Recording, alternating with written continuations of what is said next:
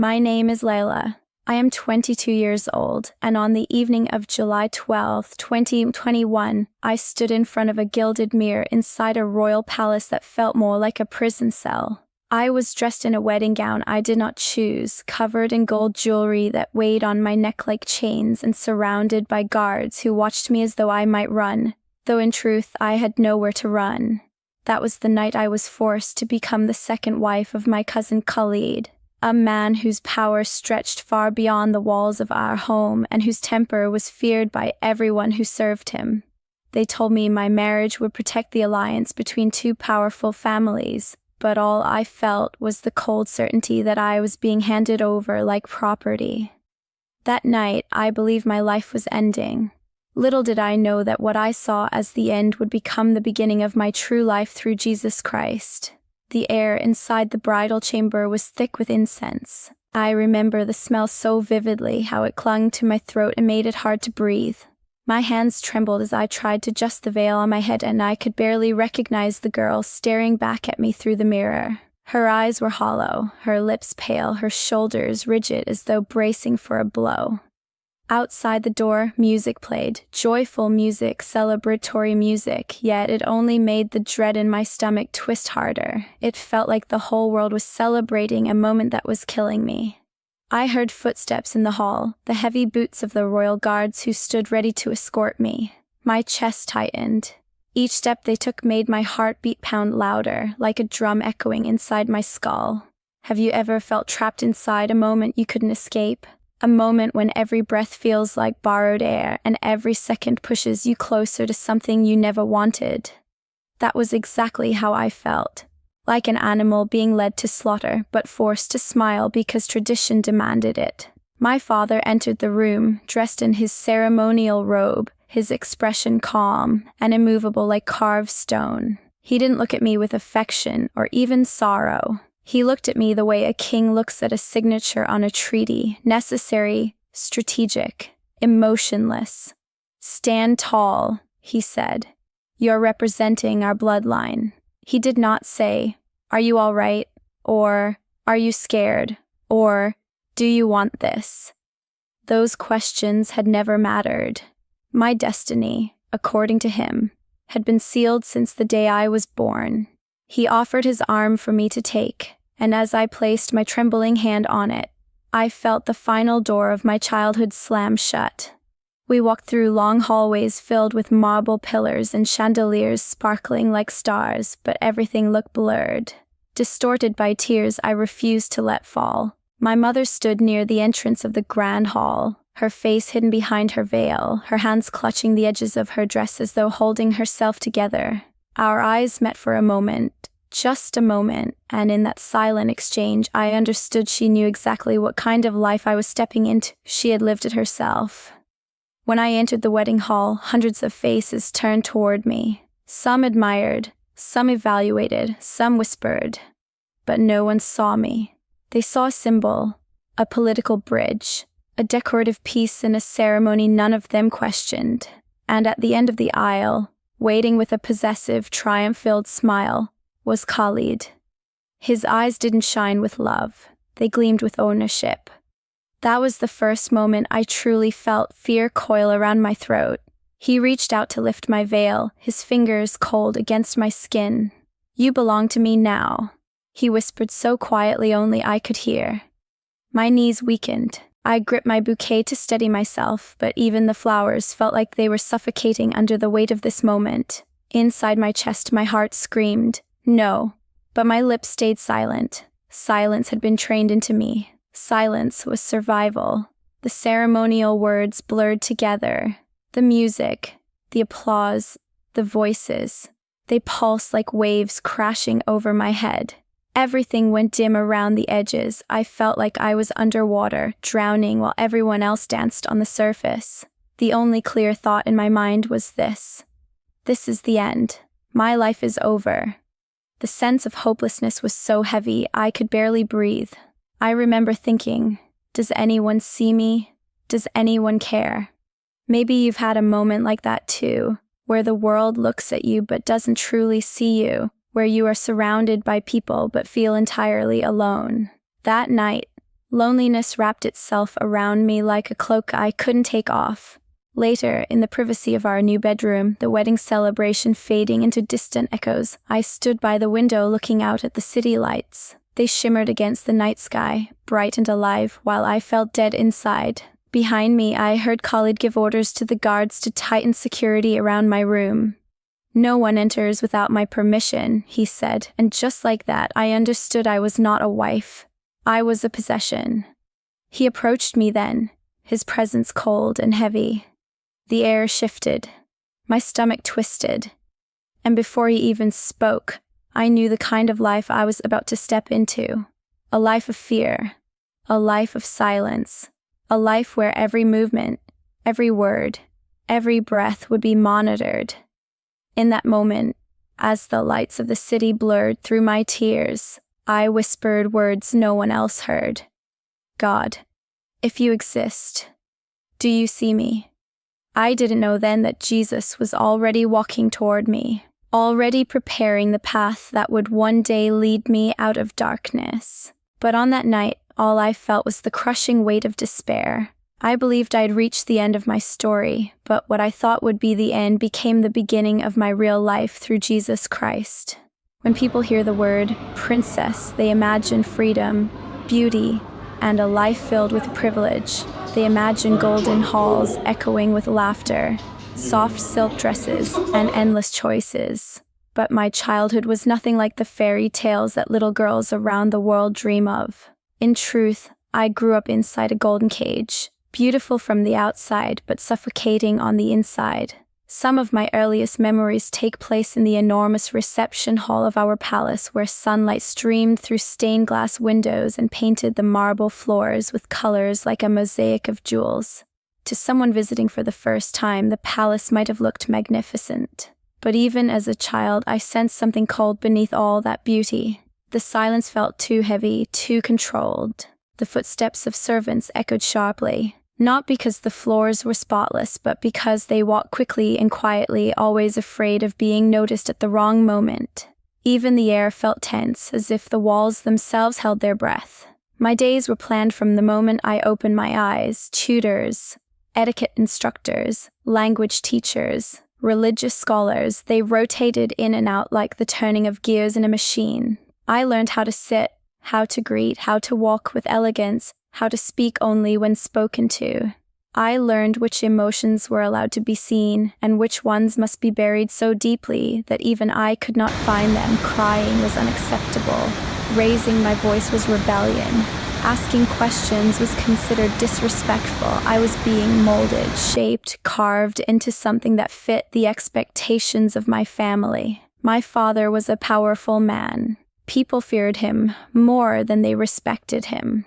To me, he always felt like a towering shadow in every room he entered. I remember being around 6 years old, hiding behind a pillar while he discussed politics with visiting officials. His voice was calm but sharp, every word cutting like a blade. Even at that age, I knew he wasn't someone you could disappoint. He didn't look at me as a daughter. He looked at me as an investment, as a piece on a grand political chessboard. Every decision he made about my life was for strategy, never for love. My mother, on the other hand, moved through life like a ghost, present, but never fully alive. I would sometimes see her sitting alone in the garden, staring at the fountains without blinking, as though she were trapped inside memories she couldn't escape. She rarely smiled. She rarely spoke. Even her embrace felt hesitant, as if she feared that loving me too openly might draw my father's disapproval. There were nights when I would hear their arguments through the thick walls, her voice trembling, his voice cold and commanding. I didn't understand the words, but I understood the fear, and that fear seeped into me like water soaking through cloth. As I grew older, the expectations on me grew heavier. I was taught how to control my expression until my face could hide every emotion. I learned how to walk in rooms full of important men without ever being acknowledged as someone with thoughts or desires. I was taught how to bow my head, how to smile politely, how to obey without hesitation. Whenever I asked why I needed to learn these things, the answer was always the same. Because this is your destiny, Layla. One day you will be given in marriage for the sake of the family. Given. That word followed me through my childhood like a shadow. I was not someone who would one day choose her own life. I was someone who would be placed, exchanged, used for alliances. From the time I was a little girl, I understood that my life was not my own. But even though I grew up in wealth, there was an emptiness inside me that I couldn't explain. It felt like a hollow space in my chest, something cold and quiet that I tried to ignore. I didn't know what it meant at the time, but now I see that it was my soul longing for something more than duty, more than luxury, more than expectations. It was longing for love, real love, not the transactional kind that filled the halls of our home. Sometimes, late at night, I would sneak out to the balcony that overlooked the city. The sky above was wide and full of stars, far more free than I was allowed to be. I would stand there, feeling the wind brush against my face, and whisper questions I didn't dare ask during the day. Is there anyone out there who sees me? Is there a God who cares what happens to me? Even though I grew up in a religious environment, God felt distant, an authority to fear, not a father to love. So I kept those questions locked inside me, afraid that even asking them would be considered rebellion. When I turned 12, my training intensified. I was given lessons on diplomacy, on cultural etiquette, on how to interact with high-ranking officials. Every skill I learned nudged me closer to one inevitable truth. My marriage had already been decided long before I was born. I would not marry for love. I would marry for politics. I would marry for power. And my father reminded me of this often. One evening, he called me into his study, a place filled with maps and documents and the smell of cigars. I stood quietly in front of his desk, waiting for him to speak. He didn't look up at first. He was reading something, signing something, strategizing something. Finally, he lifted his gaze and said, "Layla, you must understand your purpose. Our family survives through alliances. One day you will help secure one." But then he dismissed me with a wave of his hand, as though I were nothing more than a servant. It was the first time I felt something break inside my chest. And yet, despite all the control, despite all the pressure, there were small, fragile moments that kept me human. Moments with my mother when she brushed my hair and whispered, "You are more than what he says." Moments with servants who treated me with quiet kindness. Moments alone under the stars where my heart dared to hope for something beyond the walls of my life. Those tiny sparks of hope were the only light in my childhood, but they were not enough to stop the darkness that waited for me in adulthood. Because everything I had been taught, everything I had been trained for, everything I had been shaped into, was leading me straight into a life I did not choose. And that life was about to begin much sooner than I ever imagined. I was 16 the first time I heard my future husband's name spoken with certainty. It was an evening filled with guests, diplomats, distant relatives, and a performance stage to impress those who held political influence. I was instructed to stand beside my mother, poised like a statue, smiling when spoken to but never speaking first.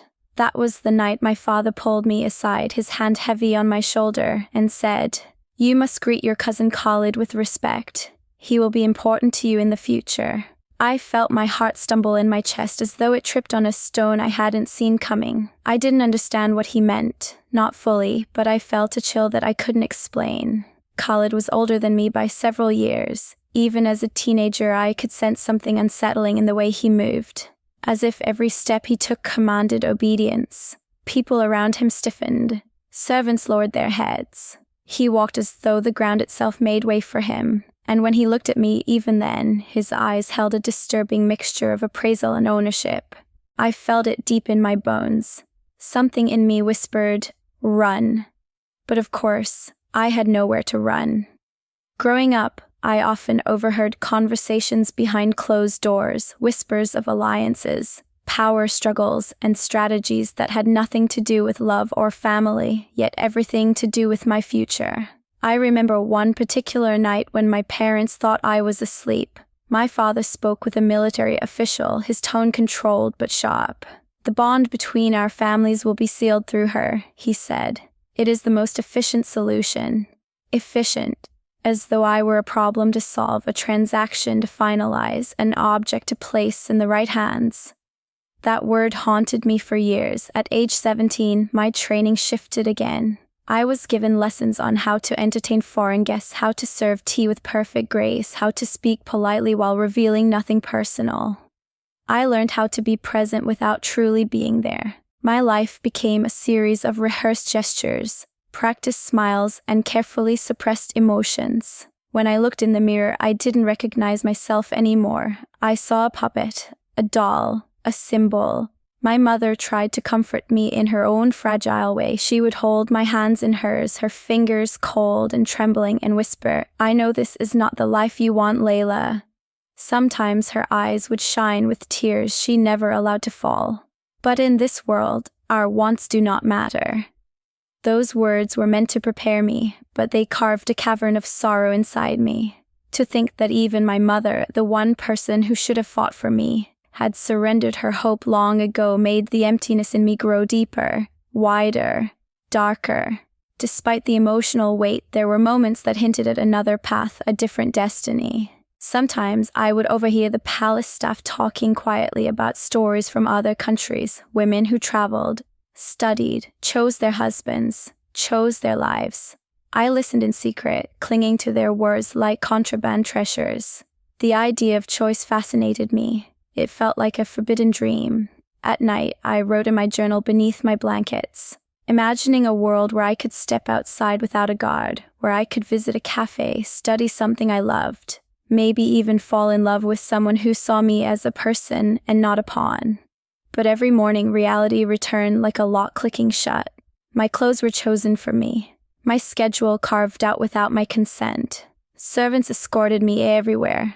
Gods observed my movements like I was a high-risk asset. Sometimes I wondered if I was even human anymore. I felt more like a rare artifact, protected but not free, displayed but not valued. When I turned 19, the pressure intensified. I could feel a shift in the air, as though the palace itself was bracing for an announcement. My father became more distant, my mother more sorrowful, and Khalid more present. He visited the palace often, under the guise of political discussions or family dinners, but his eyes always found me. He watched me with the certainty of someone waiting to take what was already promised to him. His gaze made my skin crawl, but I remained silent. Silence was survival. I tried to bargain with my parents gently at first, then desperately. "Please don't choose him for me," I whispered one night to my mother. Her eyes filled with tears, but she shook her head. "It is already decided. I am sorry, Layla." Her apology felt like a goodbye to the last piece of hope I had held on to. One evening, I overheard the final decision being made. My father spoke to my uncle with satisfaction in his voice. "The marriage will take place when she turns 22. Everything is arranged." My heart dropped. I sank to the floor behind the door, my chest tightening until I could barely breathe. I was 22 when the wedding happened, but the true death of my freedom occurred in that moment, long before the ceremony, long before the veil was placed on my head. They had taken my future, sealed it, and traded it away without ever asking me how I felt. In the last years before the wedding, I drifted through life like a ghost. I followed every rule, perfected every behavior, mastered every expectation. Outwardly, I was the ideal daughter, obedient, graceful, disciplined. Inwardly, I was unraveling. Every night, I pressed my hand to my chest, feeling the hollow ache inside me. I didn't know then that what I was longing for wasn't freedom alone, it was love, belonging, truth, something divine that my soul instinctively knew existed, even though I had never tasted it. Sometimes, when the pain grew too heavy, I would look up at the night sky and whisper again, "God, do you see me?" At the time, I didn't hear an answer. I didn't feel anything at all.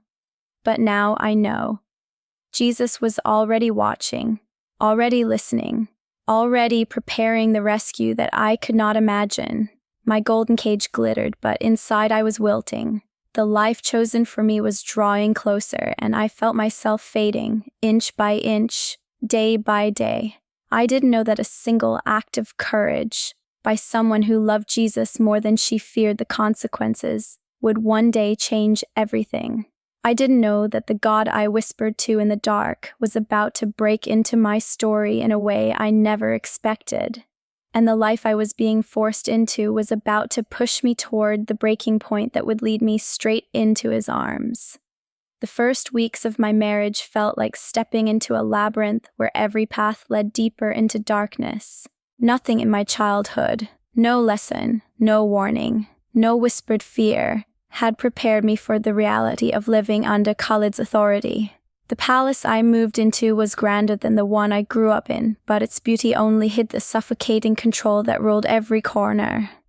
The moment I entered the estate, escorted by gods who never met my eyes, I realized I had not been given a home. I had been delivered to a cage far more elaborate, far more dangerous, and far more impossible to escape.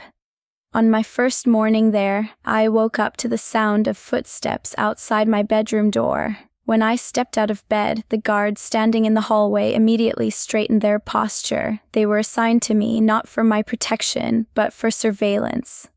One of them nodded stiffly. "Your schedule is prepared," he said.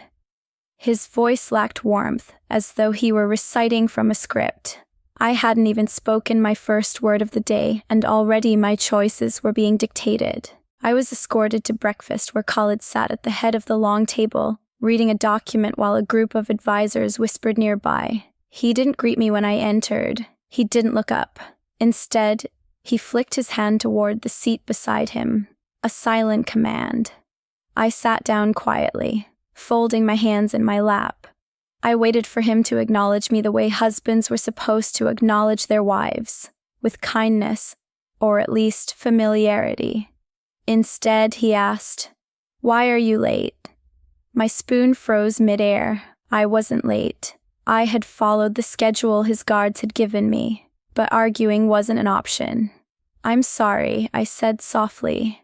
That was the beginning of a pattern, his constant corrections, criticisms, and accusations, each one designed to chip away at whatever pieces of identity remained inside me. The palace was full of eyes, cameras in every hallway, servants instructed to report my movements, guards stationed outside every door. I couldn't breathe without someone noticing, and in that hyper-controlled environment, Khalid grew into a figure who seemed omnipresent. He appeared without warning. He watched without blinking. He questioned every interaction I had.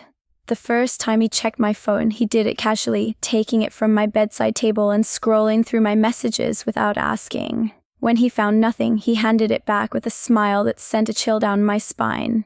"Good," he said. "You have nothing to hide." It wasn't praise. It was a warning. As days passed, he began checking my phone every night. He read my messages, my calls, even my notes. He questioned me about names he didn't recognize. He demanded to know why I typed something and deleted it. He set rules. No phone calls without permission. No internet browsing except the sites he approved. No private conversations with staff unless he was present. Every interaction became a calculated risk. I learned to weigh every word, every glance, every breath. One afternoon, I sat in the courtyard reading a book that had been approved by his staff. The sunlight warmed my skin, and for a brief moment, I felt almost human again. But then I sensed his presence behind me. He approached quietly, too quietly, and when I turned, he was already standing over me. "Who gave you this?" he asked. His voice was calm, but dangerously calm, like the silence before a storm. I showed him the official approval stamp, yet he still accused me of trying to undermine his authority. That night, he lectured me for hours about obedience, about honor, about loyalty. His words echoed through the room, bouncing off the walls until my head ached. Even when he wasn't speaking, his behavior told me everything I needed to know about the world I had entered. At dinner parties, he placed his hand firmly on my back to guide me, almost pushing me as if reminding everyone, especially me, that I moved at his command. When guests spoke to me, he answered for me. When I tried to engage, he squeezed my hand under the table, signaling me to stop. I was no longer a person with a voice, I was furniture, a decoration placed where he wanted. The psychological oppression grew heavier each day. Little things became weapons. He criticized the way I poured tea, the way I walked, the way I breathed. If I looked out the window too long, he accused me of daydreaming. If I read a book too slowly, he called me lazy. If I read too quickly, he called me restless. There was no winning. Everything was wrong because the goal wasn't perfection. It was control. And control seeped into every hour of my day. My wardrobe was selected by his staff. My meals were prepared based on his preferences, not mine. Even my sleep was monitored. Every night, a guard checked that I was in my room at the exact time designated for rest. I felt like a prisoner living under the illusion of wealth. The servants weren't allowed to look me in the eyes unless spoken to. They hurried past me with bowed heads, as though afraid their glance might cost them their jobs or worse. But sometimes, in passing, I caught glimpses of their pity, and that pity terrified me. If even the servants felt sorry for me, then my situation must have been far worse than I dared to admit. The emotional weight grew heavier, and I felt myself shrinking, emotionally, mentally, spiritually. It was as though every day someone tightened a rope around my chest, pulling it tighter, inch by inch, until the mere act of breathing became a struggle. I remember waking up one morning, staring at the ceiling and thinking, "This is my life now." The thought made me sick. I felt tears rise, but I swallowed them down. Crying was forbidden. Crying was weakness. Crying meant punishment. But the worst moment of that early oppression came one afternoon when I was speaking to a young maid. She had simply asked if I wanted more tea, and I had replied kindly, grateful for a moment of normal human interaction. Khalid saw us, and his face twisted into something I had never seen before. He stormed toward me, grabbed my arms so tightly I gasped, and dragged me into a nearby room. The door slammed behind us, his voice turned venomous. "Don't speak to the servants as if they're your friends," he hissed. "It makes you look desperate." My cheeks burned from shame, and my chest tightened from fear. When he released me, my skin throbbed where his fingers had pressed into my flesh. It was the first time I truly understood. I was living with a man who needed to control everything I touched, everything I said, everything I was. And yet, as the walls closed in tighter, as fear wrapped itself around me like chains, a small part of me, deep, hidden, almost silent, kept whispering, "There must be more than this." But that whisper felt like treason. And I didn't know yet that God himself had placed that whisper inside me. I didn't know that Jesus was already preparing to break through the suffocating darkness I was drowning in. I only knew that my world was shrinking, and I was disappearing inside it. The longer I lived in that palace, the more I felt myself unraveling. The days blended together in a suffocating rhythm that crushed my spirit bit by bit. I woke each morning with a tightness in my chest, a dread that settled so deeply it felt like it lived inside my bones. My life had become a series of silent obediences, each one costing me another piece of who I used to be. Sometimes I wondered if I was even alive anymore, or if I had simply become a shadow attached to a body that still moved out of habit. What made everything worse was the unpredictable nature of Khalid's emotions. One day he would be calm and almost polite, giving instructions with chilling clarity. The next, he would erupt in anger over the smallest detail, the placement of a towel, the tone of my voice, the speed at which I turned a page in a book. His temper was like a storm you could never prepare for. Every moment was a minefield, and I walked on eggshells, never knowing which step would explode beneath me. There were nights when he would enter the room without knocking, pacing back and forth as he lectured me on loyalty, respect, and duty. Sometimes he wouldn't even look at me while speaking, as if I were not worthy of eye contact. Other nights, his gaze was so intense it felt like he was trying to read the thoughts I wasn't allowed to speak. He controlled everything except the silent screams inside my mind. Those were the only things still mine. One evening stands out sharply in my memory. It was a quiet night, too quiet. The palace halls were dimly lit, and even the servants moved more quietly than usual. I was sitting on the edge of my bed, staring at my hands that used to feel light when I wrote in my diary, hands that used to play music, hands that once brushed my mother's hair. Now they felt foreign, heavy, useless, like they belonged to someone else. That night, Khalid entered the room abruptly, holding my phone. He waved it in the air like evidence. "Who are you trying to message?" he demanded. My heart stopped. I hadn't messaged anyone. I hadn't even touched my phone since morning. But there had been a notification from a delivery service that he misinterpreted. No matter what I said, he didn't believe me. He spent hours questioning me, twisting my words until I felt dizzy. By the time he left, I couldn't remember what I had said or what he had accused me of. My mind was foggy, as though I were drifting between reality and some distorted nightmare where everything turned against me. Slowly, I began losing my sense of time. Days passed without distinction. I would wake up not knowing if it was Monday or Friday. I forgot the dates. I forgot my own birthday when it came. The only time I felt the world moving was when I heard footsteps approaching my door. That sound alone could send my heart into a frantic rhythm. Even when Khalid was not present, his shadow filled every room. He had a way of making you feel watched even in emptiness. The servants saw it. They saw the fear in my eyes, the tremble in my hands, the way my shoulders tensed every time someone spoke to me unexpectedly, but they said nothing. They could say nothing. Their silence was as forced as mine. But sometimes, in passing, one of them would squeeze my hand for a second or leave a cup of warm tea on my table with a gentle nod. Small acts of compassion that reminded me I wasn't entirely invisible. And yet, those moments were fleeting. Tiny flickers of kindness in a world dominated by control. My body began to react to the stress. I developed constant migraines that pulsed behind my eyes like pounding drums. I had difficulty breathing at night, waking up gasping as if drowning in invisible water. My hands would shake uncontrollably at random times, and often I felt my knees weaken for no reason. I withdrew into silence, speaking only when absolutely necessary. Even my voice changed, softer, flatter, as if every word carried the weight of fear.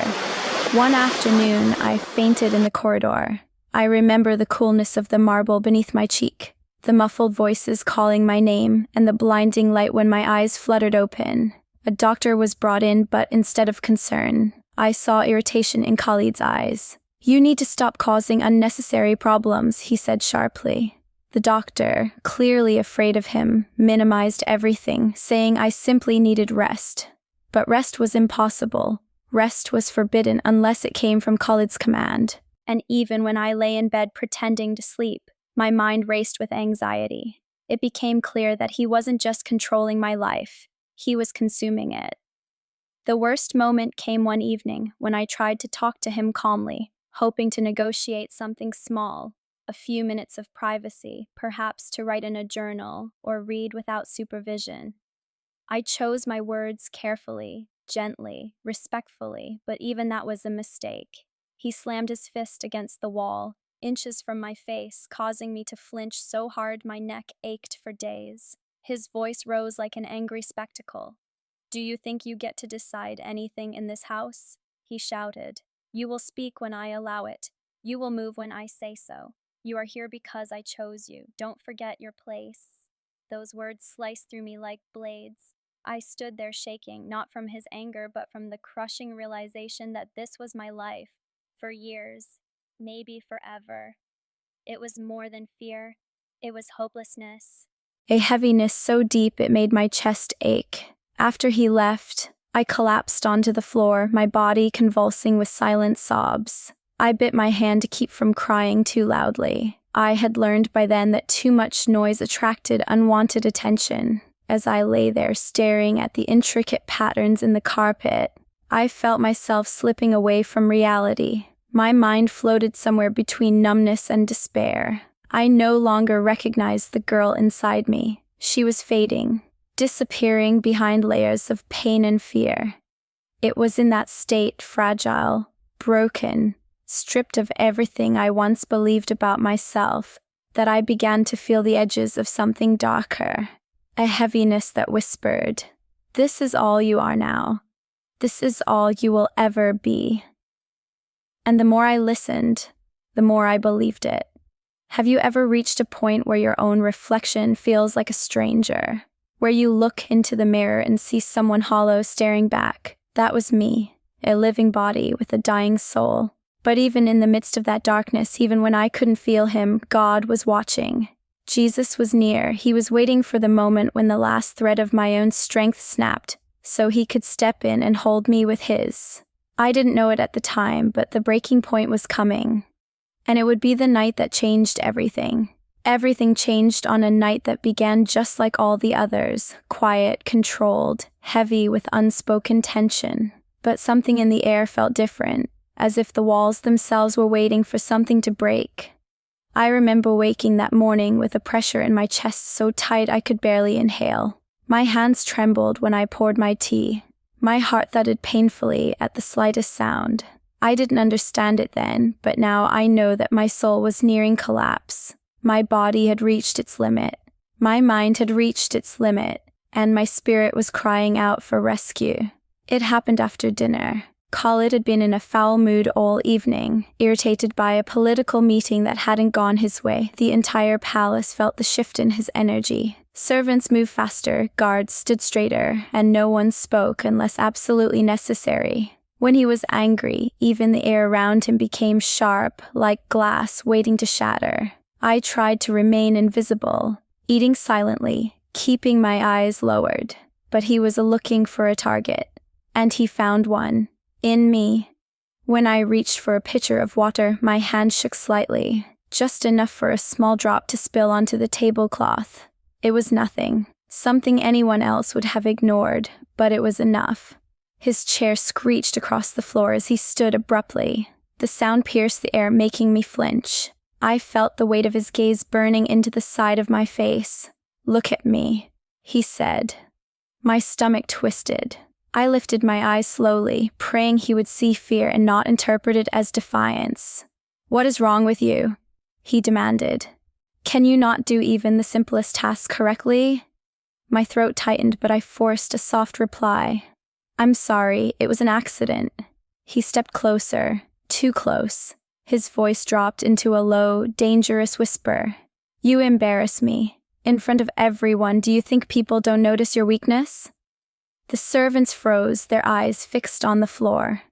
My heart pounded so violently I could feel it shaking my whole body. I whispered again, "I'm sorry," but it didn't matter.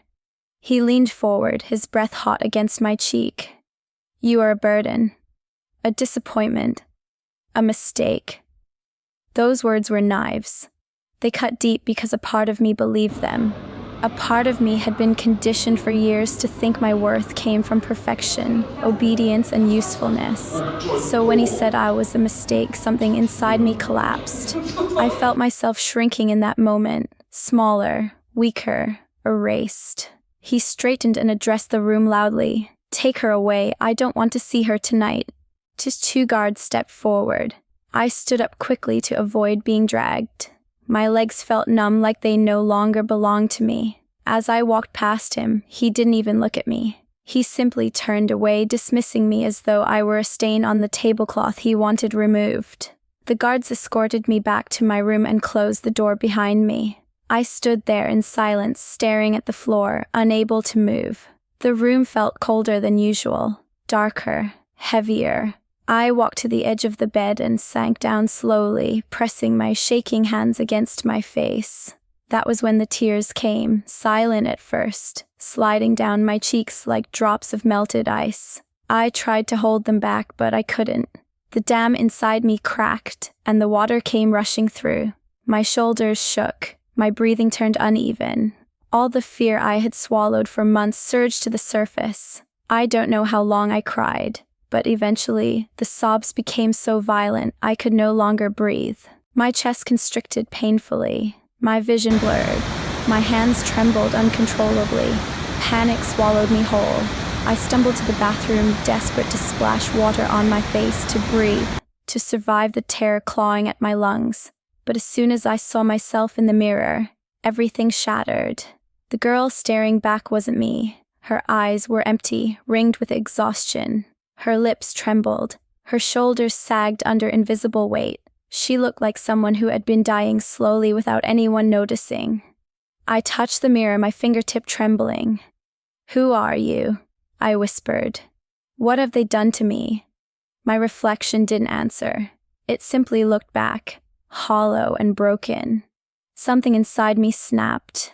I dropped to the floor, my back hitting the cold tiles. The shock of the cold against my skin made me gasp, but it didn't bring me back. I felt like I was floating outside my body, watching myself crumble. My breathing quickened, shallow, fast, uncontrollable. My heart felt like it was beating in my throat. My hands clawed at my chest as if trying to pull out the pain.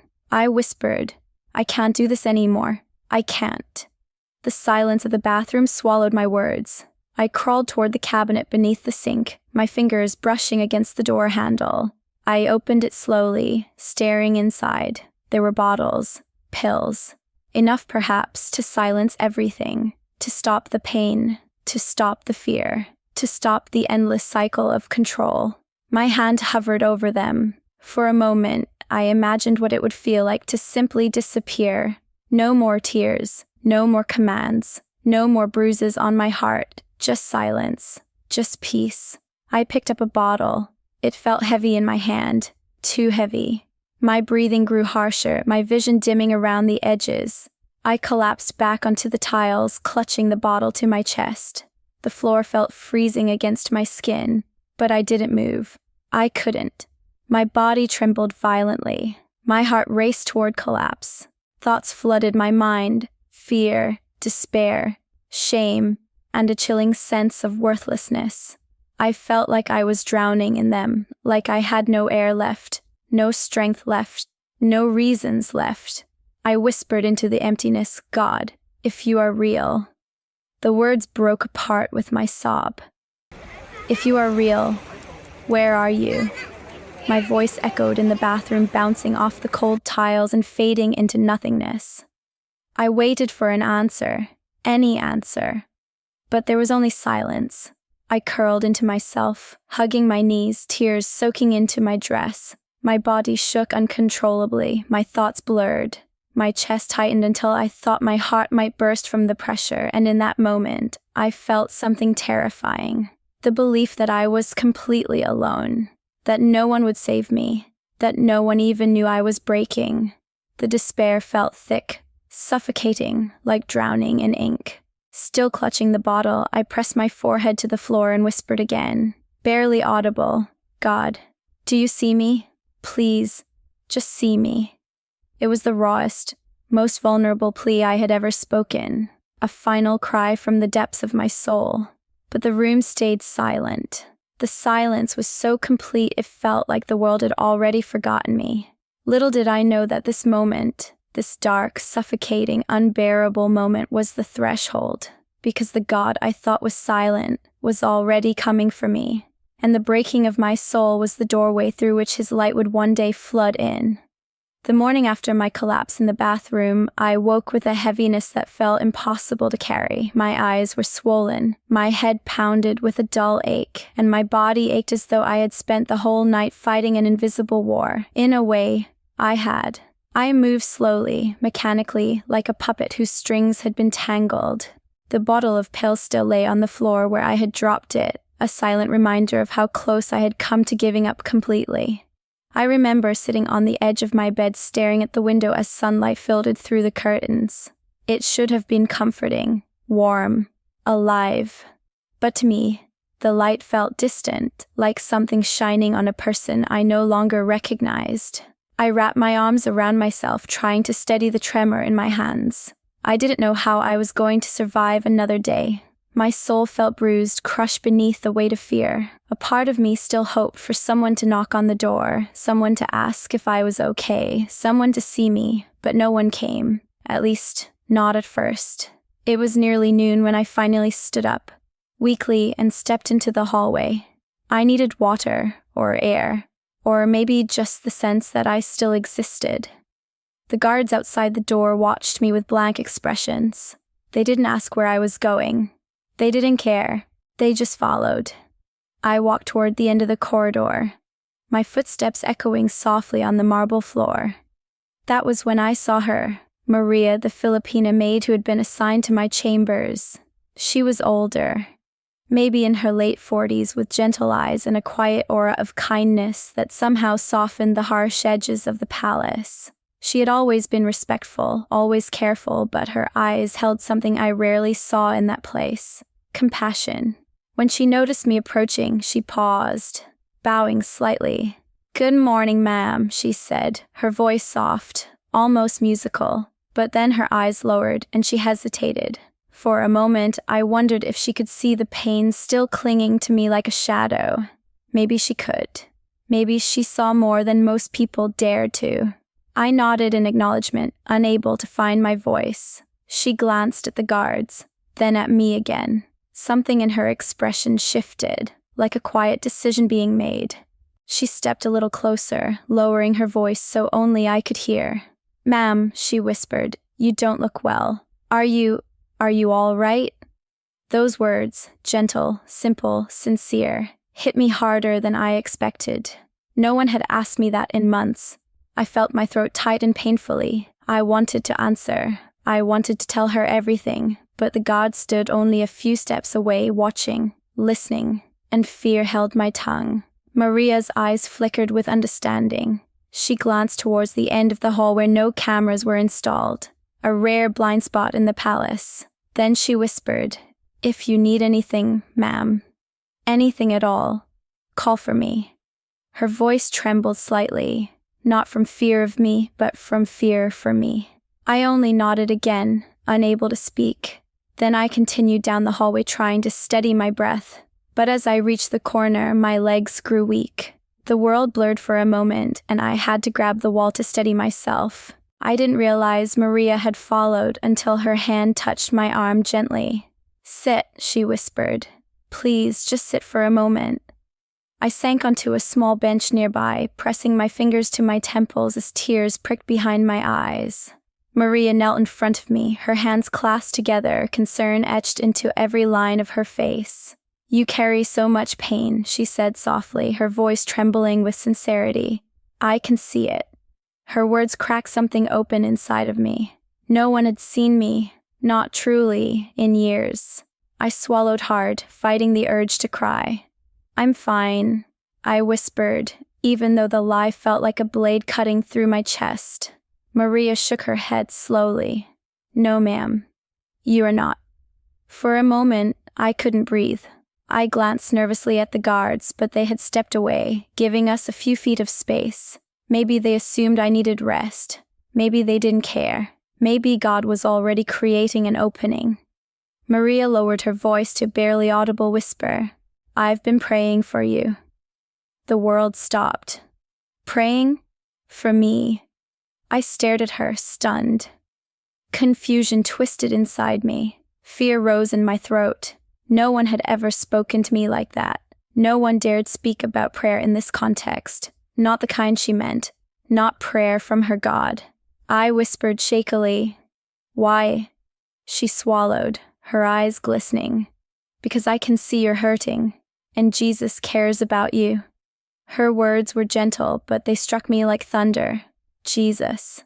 The name felt foreign, forbidden, dangerous, and yet strangely warm. I felt a strange flutter in my chest. Fear mixed with curiosity, like a spark flickering in total darkness.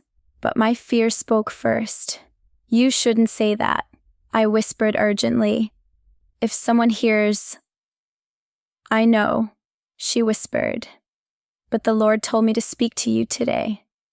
My breath caught. The Lord told her?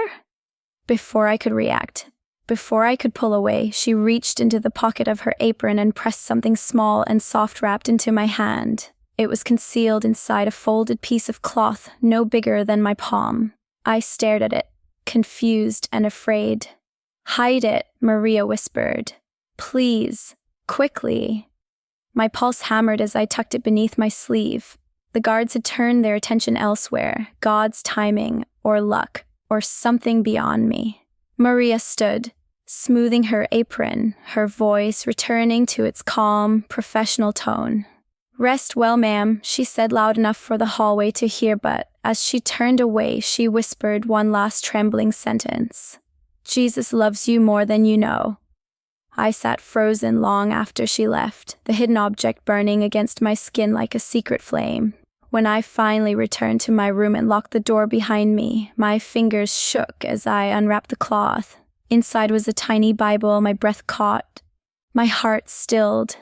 I stared at it with both terror and awe, and for the first time in my life, I felt something shifting inside me, something small, fragile, but alive.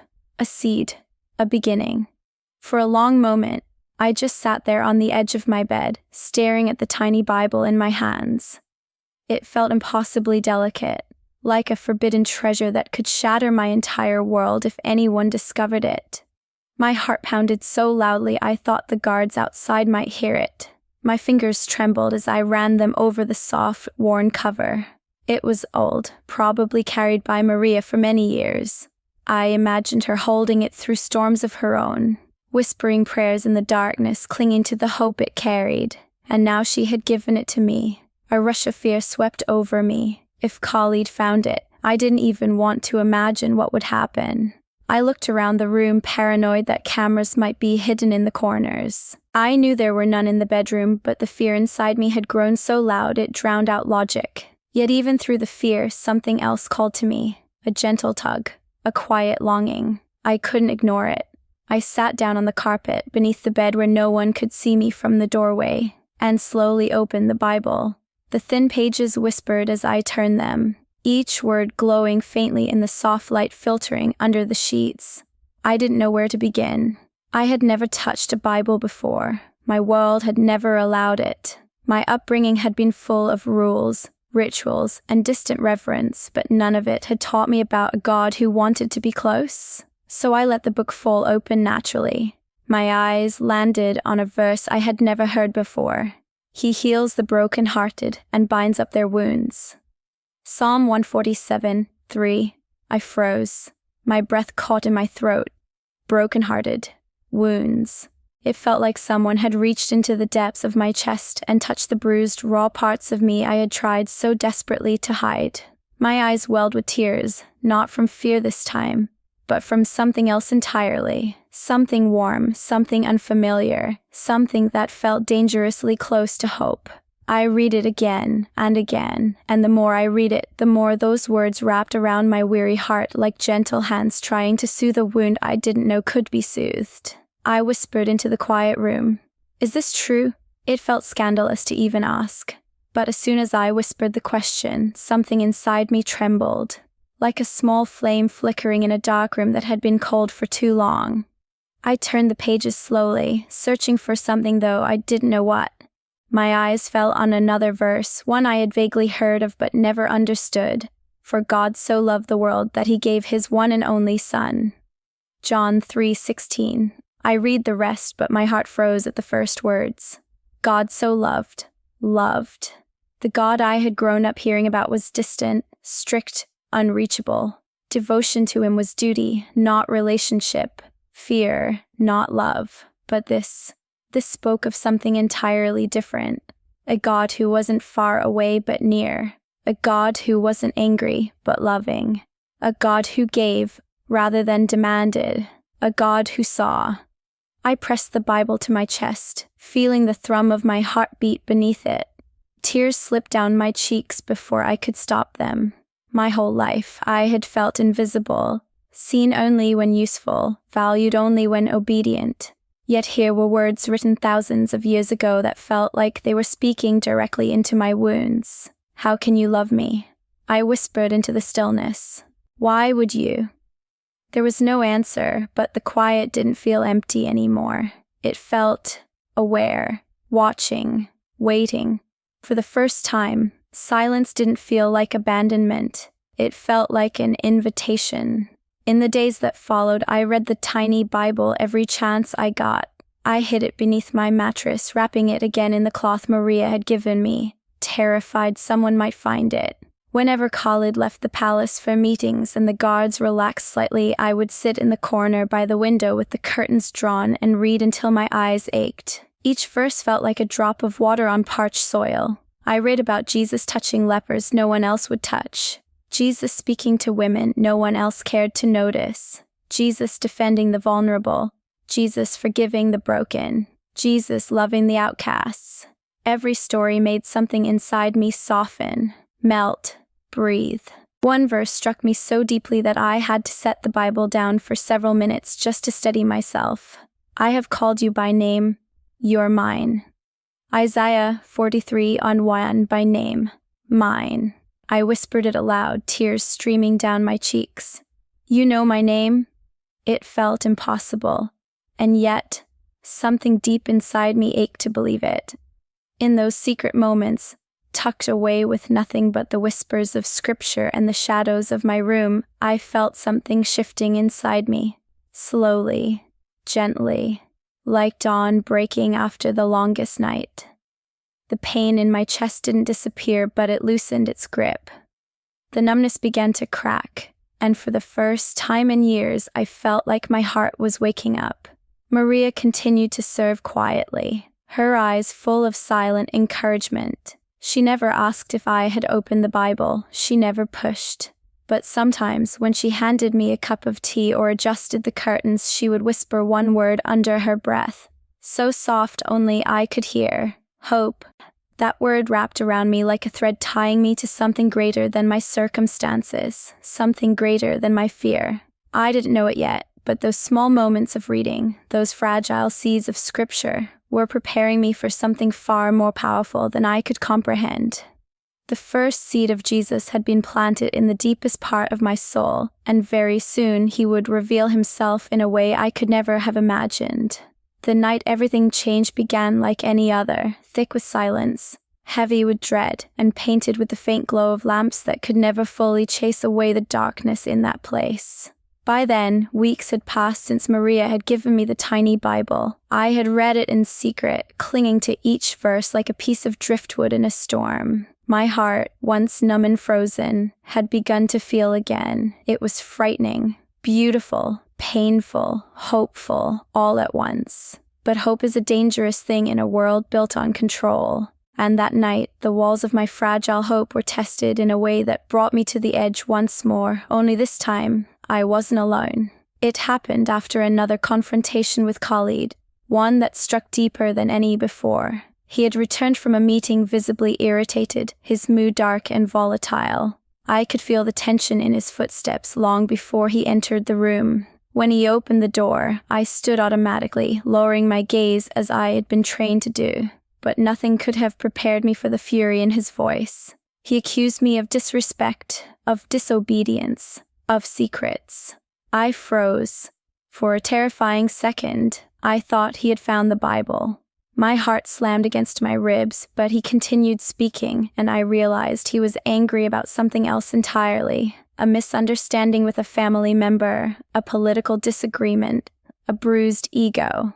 But he needed somewhere to aim his anger, and I was the easiest target. He shouted, pacing, accusing, speaking words so sharp they cut deeper than any blade could.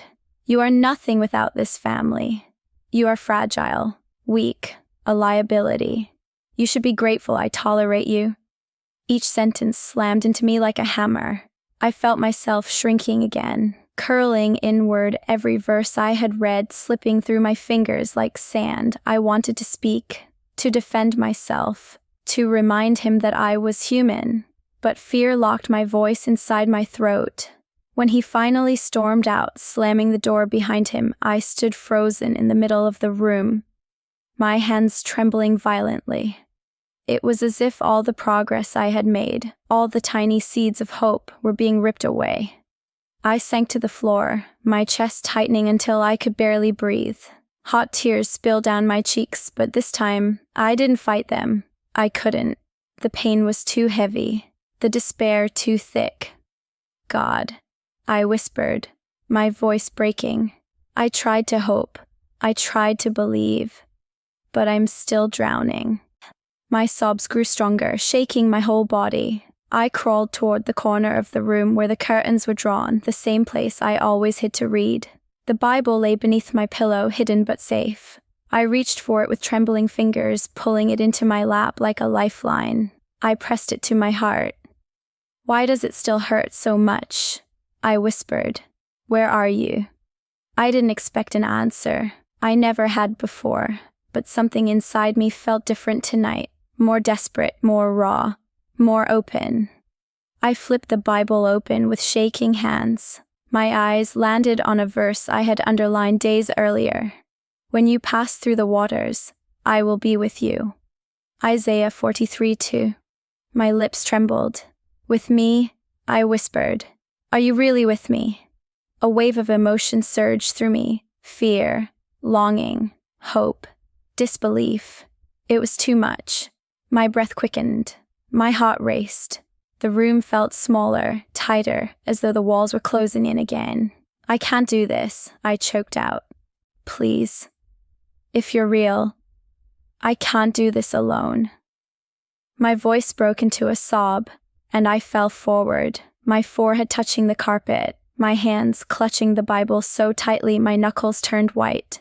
"Jesus, if you can hear me, please, help me." The moment the words left my lips, something shifted. The air in the room stilled. The tension that had strangled my chest loosened slightly. A strange, impossible quietness settled around me. Not silence, but stillness. I lifted my head slowly, confused. The lamps flickered gently, though there was no breeze. The air felt warmer, softer, almost like the room was inhaling and exhaling with me. "What's happening?" I whispered. Then I felt it, a presence. Not frightening, not heavy, but overwhelming in its gentleness. It felt like someone had stepped into the room, though I couldn't see anyone. The air around me grew warm, almost glowing, and the hairs on my arms lifted, not from fear but from something I couldn't explain. My breath caught as a soft light began to bloom in the corner of the room, not harsh, not blinding, but warm and golden, like sunlight filtered through water. My heart pounded. I blinked, thinking it was my tears distorting my vision. But the light grew stronger, filling the space around me gently, tenderly, like a touch made of warmth. I gasped, pressing one hand over my mouth. What is this?" I felt something brush against my spirit, something like peace. A peace I had never known before. A peace that settled over my shaking heart like a blanket laid gently over a child. My tears flowed harder, but they felt different now, like release, not despair. And then I felt it more clearly. Love. A love so vast, so deep, so utterly pure that my body trembled beneath the weight of it. It didn't come from the walls. It didn't come from the light. It filled the air, the space, the atmosphere. And then it filled me. It seeped into every crack of my broken heart, every wound, every scar. It wrapped around me like arms, strong, protective, tender. I cried out softly, overwhelmed. "Jesus, is that you?" I didn't hear a voice. Not yet. But I felt an answer. Not in words, but in presence. A presence that said, "You are not alone." I covered my face with my hands and sobbed into my palms, my whole body shaking as that presence drew nearer. It wasn't frightening. It was the safest I had ever felt in my entire life. For the first time in years, I felt seen. Not as property, not as a burden, not as a mistake, but as a soul worth loving, a soul worth rescuing. The encounter had only begun, but already everything inside me was shifting. The golden light in the corner of the room grew warmer, fuller, as though it were breathing. It didn't move like ordinary light. It pulsed, alive, gentle, steady, like a heartbeat made of warmth. I felt the atmosphere shift again, thickening with something holy, something unexplainable. My tears streamed without restraint now, soaking into my hands as I knelt there trembling. And then, something impossible happened. I heard a sound. Not with my ears, at least not in the way I was used to hearing, but deep inside, in a place beyond flesh and bone. It was like the sound of still waters, like the whisper of wind across a quiet desert, like something ancient and tender brushing against my soul. I lifted my head slowly, breath trembling in my chest. The light gathered itself, as though forming a shape, a soft outline, shoulders, a silhouette, a presence. My breath caught. A figure stood within the light. Not harsh, not terrifying, but radiant. The glow wrapped around him like a robe woven from dawn itself. His presence filled the room without overpowering it. I couldn't see his face clearly, only a warm brilliance where his features should have been. But somehow I knew, my soul knew. It was Jesus. A sob tore from me, unrestrained and raw. My hands flew to my mouth as I whispered, "Is it really you?" The light around him shimmered, and then I heard it. A voice. Soft, gentle, but full of authority. Like the sound carried weight deeper than mountains, yet tenderness deeper than a mother's embrace. "Layla." He said my name. My heart broke open the moment that word touched me. I had never heard my name spoken with such love, such reverence, such knowing. It was as if every syllable carried healing. I pressed my hand to my chest, my fingers trembling. You know my name?" The light moved closer, not walking, not stepping, but drawing nearer in a way that felt like a warm tide reaching the shore. "I have always known your name," he said. A sob burst from me again, shaking my whole body. Something inside me, something frozen and abandoned, melted instantly at his words. Jesus continued, his voice surrounding me like a cocoon of light. "You were never unseen. Not for a single moment." I tried to speak, but my voice collapsed into quiet gasps. Years of fear, loneliness, and worthlessness seemed to rise up inside me like a storm breaking loose. I thought you didn't hear me," I whispered. "I thought maybe you didn't care. Maybe I wasn't worthy." The light pulsed gently, almost like compassion manifested in warmth. "You're precious to me." The words pierced me so deeply I doubled over, tears falling like rain. My breath trembled, my heart pounding in a rhythm I couldn't control. "But I'm broken," I choked out. "I'm weak. I failed.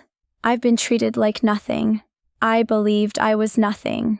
The light moved again, this time with unmistakable purpose. Jesus came closer until the glow wrapped around me completely, flooding my senses with warmth. It felt like being embraced without physical touch, like being surrounded by love itself. Then he spoke the words that would forever change my life. "You are my beloved. You were never meant to be property. You were never meant to live in fear. You were created for freedom." The force of those words hit me like a wave so powerful I gasped aloud. It felt as though something heavy broke off my spirit, a chain I didn't even know existed until it snapped. "I'm scared," I whispered. "I don't know how to escape. I don't know what to do." There was a pause, a holy pause, and then his voice, filled with certainty that anchored me. "I will be with you." My breath stilled. He continued, "When you walk through the fire, I will be your protection. When you pass through deep waters, I will carry you. You are mine, Layla. You do not face this alone." My hands trembled uncontrollably as I whispered, "But how? How will I survive this?" His answer came like a whisper layered with thunder. "I will make a way where there is no way." As those words washed over me, the room filled with warmth so intense it felt like sunlight had descended from heaven itself. My tears poured freely, my sobs turning into broken whispers. "Why me?" I cried. "Why save someone like me?" The light flickered softly, tenderly. "Because I love you." The simplicity of the sentence broke me more completely than anything before. I collapsed to the floor, not from fear but from awe. My hands splayed against the carpet, my forehead touching the ground as if my body instinctively knew it was standing on holy ground. I couldn't speak. Every attempt turned into shaking breaths. Jesus continued, his voice gentler than before. "You have been told your worth comes from obedience, from silence, from being useful. But I tell you the truth. Your worth comes from my love for you. You are not defined by the cruelty of others. You are not defined by your suffering. You are not defined by your past. I lifted my head slowly, my vision blurred from tears. His presence felt closer now, so near I believed if I reached out, my hand would touch the light. You are mine, he repeated, softly but firmly, and I will restore everything that was stolen from you. Something inside me lifted, like my spirit inhaled for the first time in years. Hope, real hope, rose like dawn in my chest. I whispered, Jesus, I need you. His voice wrapped around me like an embrace. I have always been here. I closed my eyes, overwhelmed as warmth flowed through me, not physical warmth but a healing warmth that seeped into every wound, every memory, every shattered piece of my heart. I felt things breaking off me, fear, shame, lies, worthlessness, like chains falling to the floor. For the first time in my life, I felt whole. The light began to soften then, slowly dimming but without leaving the room cold.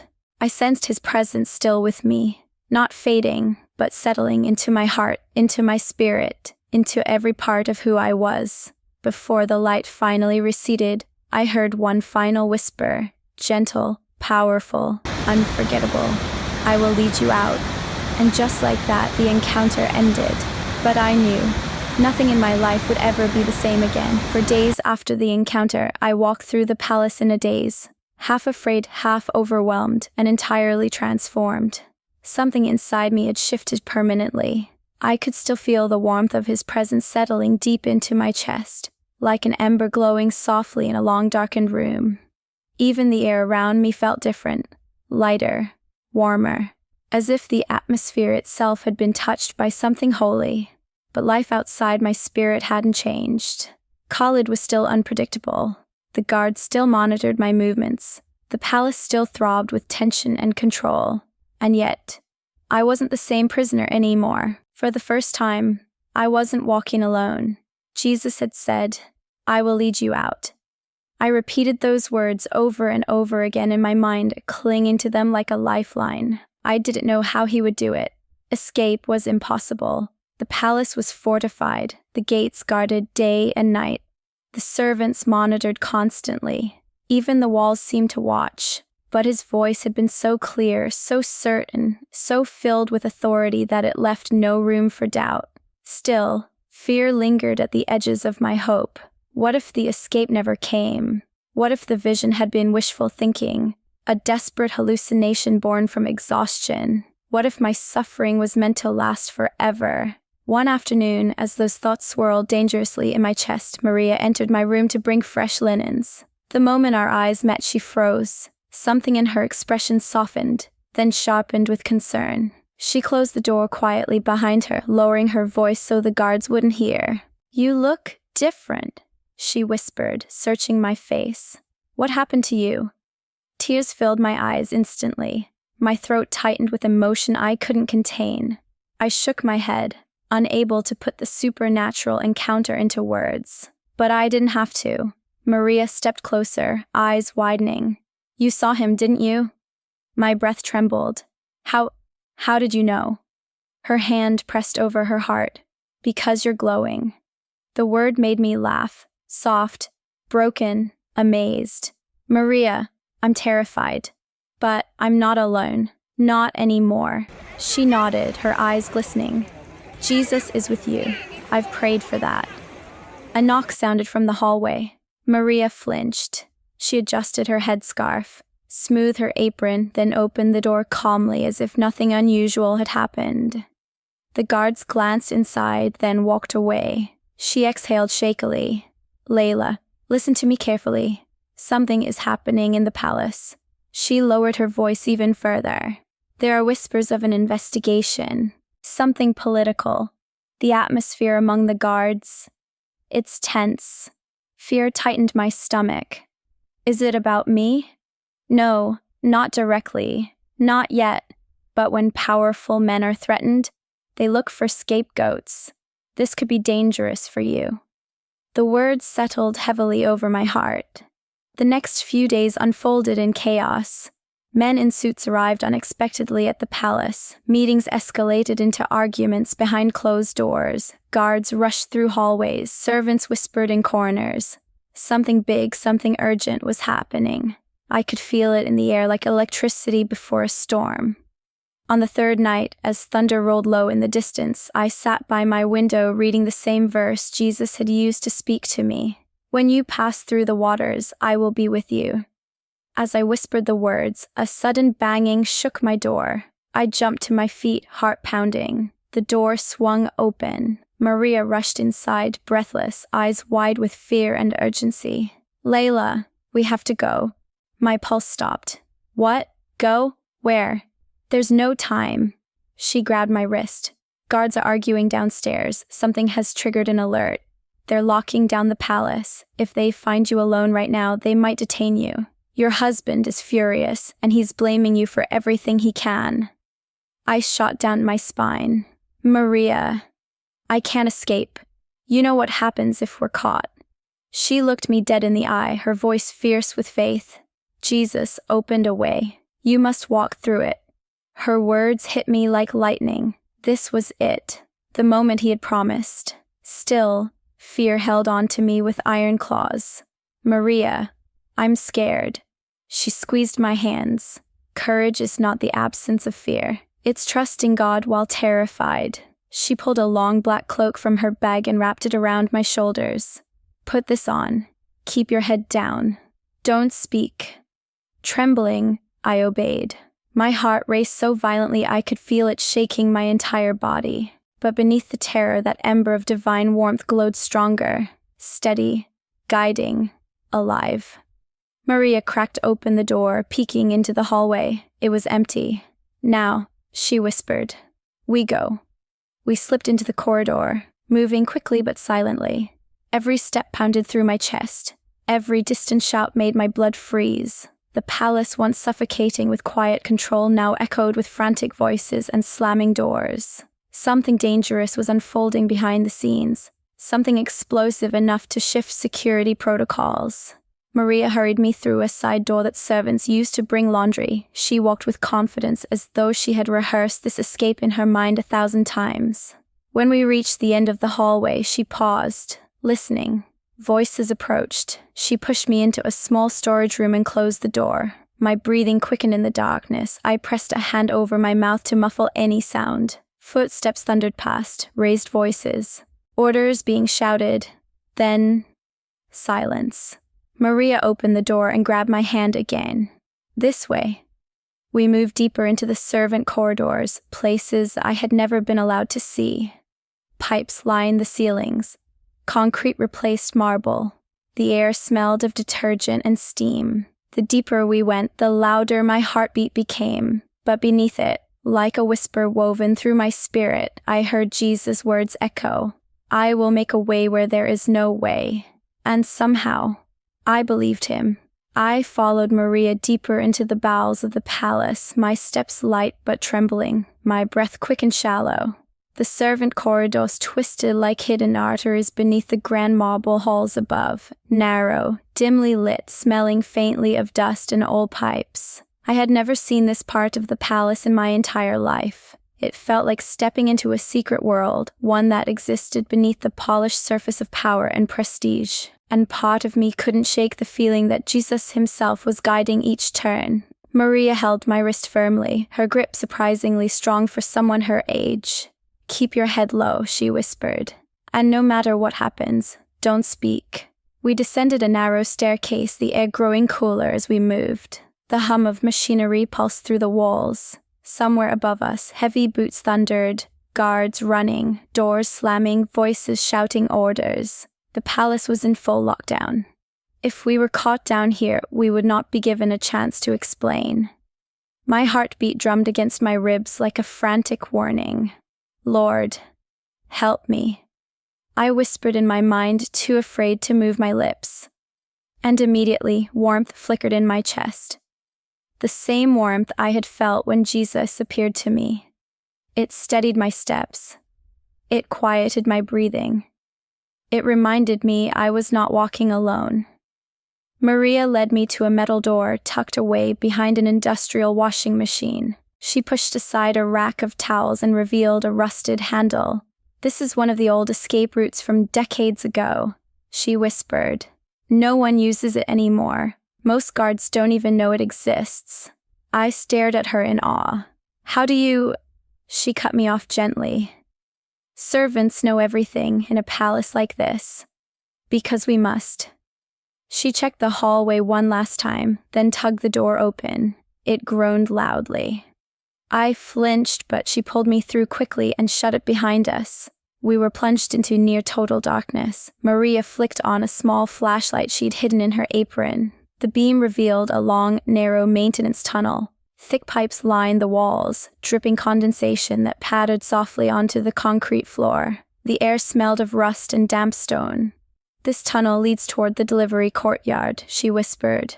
"If we can reach the truck, there's a chance, just a chance. You can slip out during the chaos." "A truck?" My voice was barely audible. "A supply truck comes every night around this time. Drivers change often. Some of them are Christians or friends of Christians. They help when they can." I felt a lump rise in my throat. God was weaving threads I couldn't have seen even if I'd tried. We walked quickly down the tunnel, our footsteps echoing softly. At one point the light flickered, and I grabbed Maria's arm in panic. She squeezed my hand and whispered, "Jesus is with us. Keep going." I inhaled shakily and nodded. As we neared the end of the tunnel, we heard voices, male, gruff, arguing. The glow of flashlights flickered through cracks in the metal grate ahead. Guards. Maria held her breath. My pulse skyrocketed. They were too close. If they looked even slightly to the side, they would see the corner of the grate shifted out of place. One guard spat angrily. "This whole lockdown is pointless. They're blaming the wrong people." Another replied, "Just follow orders. If Khalid finds out we won't check in every entry, we'll lose more than our jobs." Their boots thundered past. Maria and I pressed against the tunnel wall, barely breathing until the echoes faded completely. Only then did she motion for me to follow her up a ladder that led to another hidden exit. We emerged behind a cluster of large crates in the delivery courtyard. The air outside was cold, sharp with the smell of diesel and desert dust. For the first time in months, I could see the night sky clearly, vast, endless, filled with stars. My eyes burned with tears. Freedom was so close I could taste it. A truck idled nearby, its back doors open, workers loading boxes inside. Maria nudged me behind another crate and scanned the area. "Wait," she whispered. "Not yet." Guards patrolled the courtyard, but their attention was scattered. Some arguing, some on phones, some clearly distracted by whatever political chaos had ignited earlier. God's timing was threading itself between their inattentive moments. Finally, when two guards stepped away to answer a radio call, Maria grabbed my shoulders and turned me toward her. Her eyes shone with tears. "This is it," she said, her voice trembling. "Go, get into the truck, keep your head down, and when God opens the next door, walk through it." I choked on a sob. "Maria, you saved my life." She cupped my face in her hands, motherly, soft, trembling. "No, child. Jesus saved you. I only followed him." I hugged her, something I had never dared do. She held me tightly for a precious second before pushing me away gently. "Go. Now." Adrenaline surged through me as I darted across the courtyard, keeping behind shadows, praying with every step. The truck driver stood with his back turned, smoking a cigarette. I crawled into the back of the truck just as he tossed the cigarette and climbed into the driver's seat. I held my breath. The back doors slammed shut. Darkness swallowed me. My heart raced as the engine roared to life. The truck jolted forward. We were moving. As the truck rolled out of the palace gates, tears poured from my eyes. Silent. Unstoppable. I covered my mouth to muffle my sobs. I didn't know where I was going. I didn't know who would help me next. I didn't know what awaited me. But I knew one thing. I had been delivered. Not by luck, not by human planning, but by the hand of the one who loved me. Jesus had made a way where no way had ever existed. When the truck finally slowed to a stop after what felt like hours of rattling through rough roads, every muscle in my body went rigid with fear. My breath caught as I waited, listening.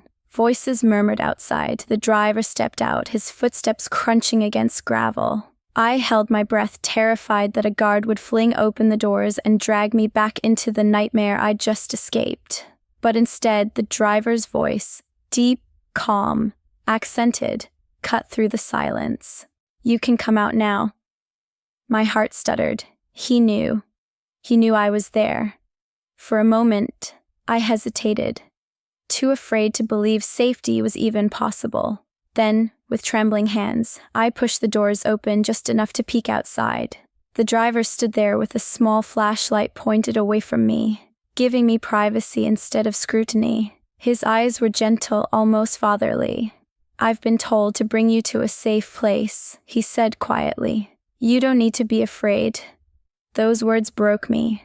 I stepped out of the truck on shaking legs, clutching the cloak Maria had given me. My tears blurred everything, but I managed to whisper, "Thank you." He nodded once, his expression touched by something deeper than duty. "Jesus sees you, sister." The moment he said Jesus' name, that familiar warmth rose in my chest again, steadying me. I didn't know this man, but I could feel the truth in his words and the presence that had spoken them. He guided me into a small hidden building, a safe house run by underground believers. There were only 3 people inside, all strangers, all risking their lives for a girl they had never met. And yet, when they looked at me, they didn't see a political pawn or a runaway wife. They saw a soul in need of refuge. A woman wrapped me in a blanket and handed me warm tea. A man checked my bruises gently, respectfully. Another woman whispered prayers over me, soft and steady, like a lullaby woven from heaven. For the first time in years, I felt human touch that didn't sting, voices that didn't command, eyes that didn't judge. They helped me board a cargo boat leaving the region at dawn. The sky was still dark, stars fading slowly as morning crept in. I sat on the deck wrapped in blankets, watching the shoreline disappear behind me. Every wave that carried us farther away felt like another thread snapping off the life that had imprisoned me. When the sun finally rose in a burst of gold across the water, I closed my eyes and whispered, "Thank you, Jesus." That was the moment I knew, really knew, I was free. The next months felt like learning how to breathe again. I was taken to a small Christian community in Europe, far from anyone who knew my family name. They welcomed me with open hearts, asking nothing of me except to rest and heal. At first, I didn't know how to accept kindness. Every gentle word made me flinch. Every closed door made me panic. Every quiet moment felt like the calm before another storm. But the believers around me carried a peace I had never seen before. They prayed with me, sang with me, cried with me. They didn't try to fix me. They simply held space for me as Jesus did the healing. Counselors helped me face the trauma I had survived. I learned how to name the pain, how to let go of shame, how to reclaim my voice. I learned that fear doesn't disappear overnight, but it weakens when you stop carrying it alone. And Jesus stayed close. Every time I woke up shaking from nightmares, I felt his presence steadying me. Every time I doubted my worth, I heard his words again, "You are mine." Every time the old wounds tried to tell me I was broken beyond repair, I felt his gentle touch in my spirit saying, "I am making you new." I spent hours reading his words, the same Bible Maria had risked everything to give me. Its pages became worn soft by my fingers, stained with my tears, tears of pain, tears of healing. Tears of joy. Slowly, the girl who had cowered beneath bruising words began to fade. Slowly, the woman Jesus called beloved began to rise. I started volunteering with local ministries. I cooked. I cleaned. I served refugees who had run from war and violence. I listened to stories of heartbreak, pain, and survival. Stories that reminded me that suffering was not unique to me. And with each story I heard, I felt my heart grow stronger, fuller, more compassionate. One evening, After a long day of ministry, my pastor sat beside me and said, "Your story carries power, Layla. When you're ready, when your heart is healed enough, you will share it, and it will set people free." I didn't believe him at first, but Jesus had other plans. Months later, I felt him whisper again, soft, unmistakable, "Tell them what I've done." So I did. At first, it was just in small groups, women's gatherings, Bible studies, recovery meetings. I would shake as I spoke, voice trembling, heart pounding. But every time I shared, something remarkable happened. Women wept. Men bowed their heads. Hearts cracked open. Not because of me, but because of Jesus in me. The more I spoke, the more courage grew. Courage he had planted and nurtured himself. Eventually, someone suggested I record my testimony for an online platform so others could hear it. I hesitated, afraid of being found, afraid of the past reaching its claws toward me again. But as I prayed, Jesus spoke clearly to my heart. "Your story is my rescue. Tell it boldly." So here I am now, telling you my story, not as a princess, not as a runaway, not as a victim, but as a daughter of the King who set me free. If you are listening to this right now, I want to speak directly to you. Maybe you feel trapped. Maybe you feel unseen. Maybe you feel like the world has written your destiny without asking you. Maybe you feel broken beyond repair. Maybe you feel alone in a dark room, crying out for help with no answer. Ask yourself this. Have you ever wondered if God sees you? If he cares? If he hears your whispered prayers in the middle of the night? I am here to tell you, yes, he sees you. He knows you by name. He loves you more deeply than you can imagine, and he can make a way where there is no way. If Jesus could reach me in the deepest darkness, in a locked palace, under the control of a man who believed he owned me, with no hope, no voice, and no freedom, then he can reach you too. You are not too far gone. You are not forgotten. You are not unworthy. You are loved. And if you want to know Jesus, the Jesus who found me, rescued me, healed me, I invite you to whisper this simple prayer. Jesus, if you are real, show me. Come into my life, heal me, save me. I am yours. He will hear you. He will answer. He will change everything. Thank you for listening to my story, and if you need prayer, share your name or where you're watching from in the comments. You're not alone. We'll pray for you. And don't forget to subscribe for more testimonies of what Jesus is doing today.